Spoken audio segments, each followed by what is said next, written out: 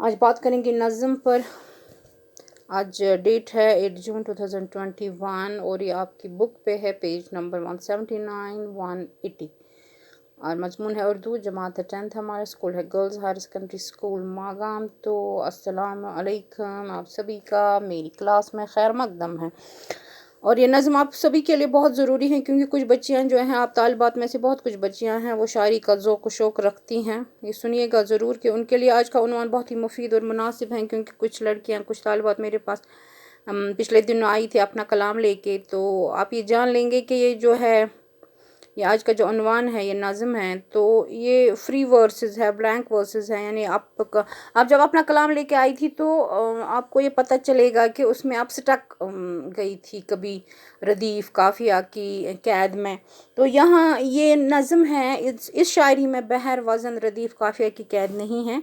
तो आज से आपके मन में जितने भी अच्छे ख़यालात आएंगे उनको आप रकम करते जाएंगे, तो आप अपनी ये नज़में लिखते जाएंगे। ये उनके लिए हैं जो शायरी का ज़ौक़ शौक़ रखती हैं। तो हम यहाँ से हैं, ये नज़म है, ये आपकी बुक पे है। तो बुक के अलावा हमने यहाँ जोड़ दिया है वसीतर, यानी ब्रॉडर जो मीनिंग है, इसकी मफ़हूम हो गया जो मीनिंग, ब्रॉडर मीनिंग नज़म से हैं वो मुराद शायरी है। यानी कि नज़म तो नसर नज़म तो नसर यानी पोइट्री तो प्रोज़। लेकिन शायरी के बाब में गज़ल के सिवा तमाम असनाफ़ शार को नज़म के ज़ुमरे में रखा जाता है। तो ज़ाहिर है मसनवी कसीदा मरसिया भी नज़म के दायरे में आते हैं। चूँकि इन असनाफ़ की अपनी एक अलहदा शिनाख्त है, इसलिए हम इन्हें इसी एतबार से पहचानते हैं। तो इन असनाफ़ के अलावा भी हमें ऐसी नज़में देखने को मिलती हैं जिनमें किसी मौजू पर तसलसल यानी कंटिन्यूटी है उनमें के साथ इज़हार ख़याल किया गया है। इनका मरकज़ी ख़याल ये भी है कि ये नज़में मुख्तलिफ़ हैयतों में यानी शक्लों में देखने को मिलती हैं। यहाँ नज़म से मुराद उसी तर्ज़ की शायरी है। तो सबसे पहले नज़म की ये जो नुमाया शक्ल नज़ीर अकबर आबादी के यहाँ पूरे आबोताब के साथ नज़र आती हैं। नज़ीर अकबर आबादी ने उर्दू नज़म को वाज़ेह शनाख्त अता की, यानी इसको जो आइडेंटिटी दी। तो उर्दू नज़म का इब्तिदाई दौर जो है, इनिशियल पीरियड है, उर्दू नज़म निगारी की इब्तिदा दक्कन में हुई, साउथ में हुई। मजहबी और सूफियाना नज़मों की शक्ल में उर्दू नज़म के इब्तिदाई नकूश नज़र आते हैं। दक्कन की बहमनी सल्तनत, बहमनी किंगडम जो आपने हिस्ट्री में पढ़ा होगा, ने उर्दू अदब की खासी पजीराई की। आदिल शाही और कुतुब शाही सल्तनतों ने उर्दू अदब के फ़रोग में बड़ा नुमाया किरदार अदा किया। तो कुली कुतुब शाह, अब्दुल्ला कुतुब शाह, मुलावजी, गासी, इब्न निशाती वगैरह दक्कन के मशहूर शायरों में शुमार किए जाते हैं। इन शायरों और अदीबों को उस ओहद के हुक्मरानों की सरपरस्ती हासिल थी। खुद बादशाह भी शार व शायरी का शौक़ रखते थे। इब्तिदा में मजहबी और सूफियाना नज़में बीशतर शुअरा की तख्लीक़ात में मसनवी की शक्ल नज़र आती हैं। ख्वाजा बंदा नवाज़ गेसू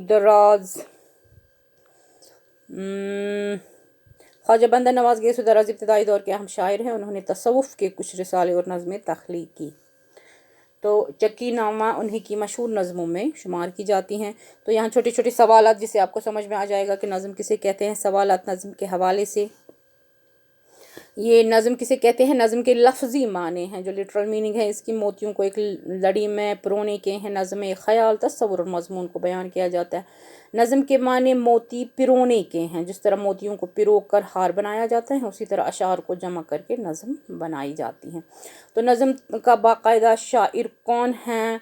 नज़म का बाकायदा शायर नज़ीर अकबर आबादी है। तो नज़ीर अकबर आबादी की नज़में कैसी हैं?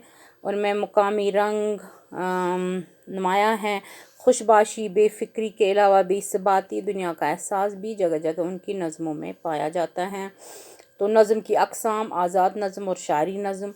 तो आज़ाद नज़म किसको कहते हैं? उस नज़म में रदीफ़, काफ़िया और बहर की पाबंदी नहीं होती। तो आज़ाद नज़म को इंग्लिश में फ्री वर्स कहते हैं। और ये आज़ाद नज़म ऐसी नज़म होती हैं जिसमें रदीफ़ और काफ़िया की पाबंदी के बगैर वज़न, लाइ, सुर और ताल के लिहाज के साथ छोटे बड़े मिसरों के ज़रिए नज़म पेश की जाती हैं।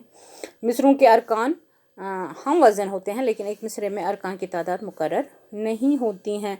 तो आज़ाद नज़म का इर्तिका ये जदीद सिनफ़ है। नज़म मुअर्रा के बाद ईजाद हुई। मगरबी शायरी के ज़ेर असर اردو ادب میں آئی۔ تو آزاد نظم کے بانی کن کو سمجھا جاتا ہے؟ نونویم راشد اور تصدق حسین خالد کو۔ آزاد نظم کی ایک مثال پیش کریں تو یہ پروین شاکر ہیں، پاکستان کی شاعرہ تھی، بہت چھوٹی عمر میں دنیا سے گئی۔ تو ننھی لڑکی ساحل سے اتنے نزدیک، ننھی لڑکی ساحل سے اتنے نزدیک، ریت سے اپنا گھر نہ بنا، کوئی سرکش موج ادھر آئی تو تیرے گھر کی بنیادیں تک بہہ جائیں گی، اور پھر ان کی یاد میں تو ساری عمر اداس رہے گی۔ لکھا ہے پروین شاکر نے۔ تو نظم مورا، مورا کے لفظی معنی برہنہ، کھلا، آزاد اور پاک و صاف کے ہیں۔ قافیہ اور ردیف کی قید سے بالکل آزاد ہوتی ہیں۔ مورا نظم میں باقاعدہ ایک ہی بحر اور وزن میں مصرے ہوتے ہیں۔ تو نظم مورا کا آغاز و ارتقاء مغربی شاعری کے زیر اثر اردو میں رائج ہوئی۔ تو نظم مورا کی ایک مثال پیش کریں تو اکثر شب تنہائی میں کچھ دیر پہلے نیند سے گزری ہوئی دلچسپیاں، بیتے ہوئے دن عیش کے، بنتے ہیں شمع زندگی اور ڈالتے ہیں روشنی میرے دل صد چاک پر۔ ہو حق سا ایک ویران گر ویران جس کو چھوڑ کے سب رہنے والے چل بسے، ٹوٹے کواڑ اور کھڑکیاں، چھت کے ٹپکنے کے نشاں، پر نالے ہیں روزن نہیں، یہ بال ہے آنگن نہیں، یہ حال ہے آنگن نہیں، سوری پردے نہیں، چلمن نہیں، ایک شمع تک روشن نہیں، میرے سوا جس میں کوئی جھانکے نہ بھولے سے کبھی، وہ خانے خالی ہے دل پوچھے نہ جس کو دے بھی اجڑا ہوا ویران گھر۔ تو مورا جو نظم ہے، نظم مورا کا ایک نمونہ ملاحظہ فرمائیے۔ یہ تیری خوشبو سے مہکتی ہوئی رات اپنے سینے میں چھپائے، تیرے دل کی دھڑکن آج پھر تیری ادا سے میرے پاس آئی ہے، کتنے لمحوں کے زیست کے طوفانوں میں زندگانی کی جلائی ہوئے باغی مشل، تو میرا عزم جوان بن کے میرے ساتھ رہی۔ لکھا ہے اس کو، یہ مہکتی ہوئی رات سے لیا گیا ہے، لکھا ہے اس کو جان نثار اختر نے۔ جان نثار اختر وہی ہے، وہ والد ہے کن کے؟ جاوید اختر کے، جن کی جو شریک حیات ہے وہ شبانہ اعظمی ہیں، اور شبانہ اعظمی کیفی اعظمی کی بیٹی ہیں۔ کیفی اعظمی بہت بڑے شاعر گزرے ہیں، اور یہ جان نثار اختر بھی بڑے شاعر گزرے ہیں، بالی ووڈ کے لیے بھی لکھتے تھے، اور ان کے والد بھی، جان نثار اختر کے والد بھی انڈین پوئٹ تھے۔ تو یہ جو آج کل وہ لکھتے ہیں شبانہ اعظمی کے شوہر، کیا نام ہے ان کا؟ جاوید اختر، جن کے وہ بیٹیاں ہیں فرحانہ اختر وہ ایکٹریس، اور زویا اختر، تو یہ انہی کی، وہ بہت بڑے شاعر ہیں، کبھی اگر ٹائم ملے تو ان کو پڑھیے گا۔ تو ذیل میں اسماعیل میرٹھی کی نظم چڑیا کا بچہ کے 3 شعر جو نظم مورا کی حیت میں ہے، شکل میں ہے۔ 2-3 چھوٹے بچے چڑیا کے گھونسلے میں چپ چاپ لگ رہے سینے سے اپنی ماں کے، چڑیا نے ممتا سے پھیلا کے دونوں بازو اپنے پروں کے اندر بچوں کو ڈک لیا ہے، اس طرح روزمرہ کرتی ہے ماں حفاظت، سردی سے اور ہوا سے رکھتی ہیں گرم ان کو۔ تو ہم اگر اس نظم کو آزاد نظم کی شکل میں پیش کریں گے تو ایسے کریں گے، 2-3 چھوٹے بچے چڑیا کے گھونسلے میں چپ چاپ لگ رہے ہیں سینے سے اپنی ماں کے، چڑیا نے ممتا سے پھیلا کے دونوں بازو اپنے پروں کے اندر بچوں کو ڈک لیا۔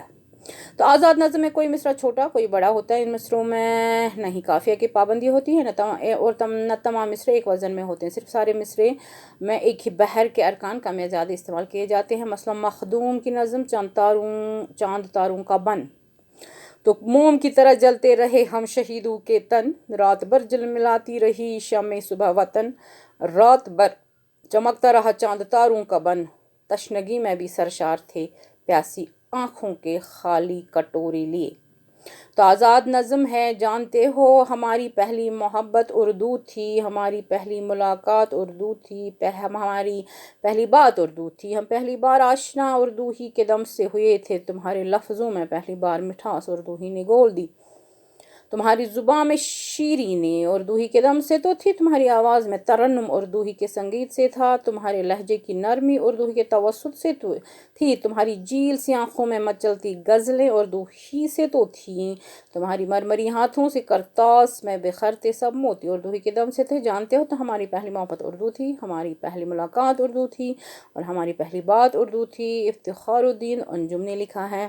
تو نثری نظم، یہ نظم بھی فرانسیسی ادب سے، یعنی فرانسیسی جو لٹریچر ہیں اس سے انگلش لٹریچر میں آئی، اور پھر انگلش لٹریچر سے اردو میں شامل ہوئی۔ اس نظم میں کسی قسم کی پابندی نہیں کی جاتی، بحر کے اور اس کے ارکان کی پابندی کی وجہ سے نظم میں جو ترنم پیدا ہوتا ہے نثری نظم سے اسے یکسر محروم رہتی ہے۔ یہ نظم نثر سے قریب تر ہوتی ہیں، یعنی پروز سے قریب تر ہوتی ہے۔ نثری نظم میں اہم پہلو خیال ہے، تو ذیل میں پروفیسر غیاث متین کی نثری نظم تم بھی عجیب نمونن یعنی نمونے کے طور پہ درج ہے۔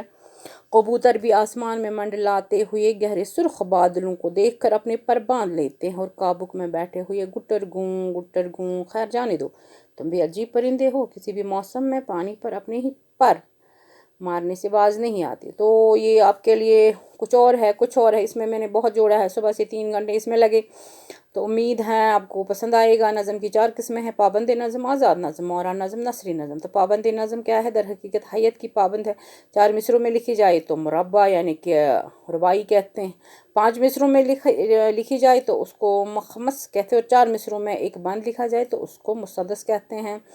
تو 4، 5، 6 مصروں کی پابندی کی وجہ سے اس کو پابند نظم کہتے ہیں۔ تو نظم مورا کو انگلش میں بلینک ورس کہتے ہیں، یہ صنف اردو میں انگریزی کے توسط سے متعارف ہوئی، یہ صنف بھی اردو میں انگریزی کے توسط سے آئی۔ نظم مورا اور آزاد نظم کے فرق و تمیز کرنے میں اکثر طلباء دشواری محسوس کرتے ہیں۔ تو اس کو کیا یاد رکھنے کی ضرورت ہے کہ آزاد نظم میں مصرے چھوٹے بڑے ہوتے ہیں، لیکن نظم مورا میں تمام مصرے برابر ہوتے ہیں، وزن کا اہتمام دونوں میں ہی کیا جاتا ہے۔ فرق صرف اتنا ہے کہ نظم مورا میں جو بحر استعمال میں لائی جاتی ہیں وہ پوری نظم میں یکساں طور سے استعمال کی جاتی ہیں، جبکہ اس کے مقابلے آزاد نظم میں جو بحر استعمال میں لائی جاتی ہیں اس کے لیے اہتمام ضروری نہیں ہے۔ تو ٹھیک ہے، یہ آج کا ہو گیا آپ کا جو یہ آج کا لیسن تھا، یہ نظم کے بارے میں تھا۔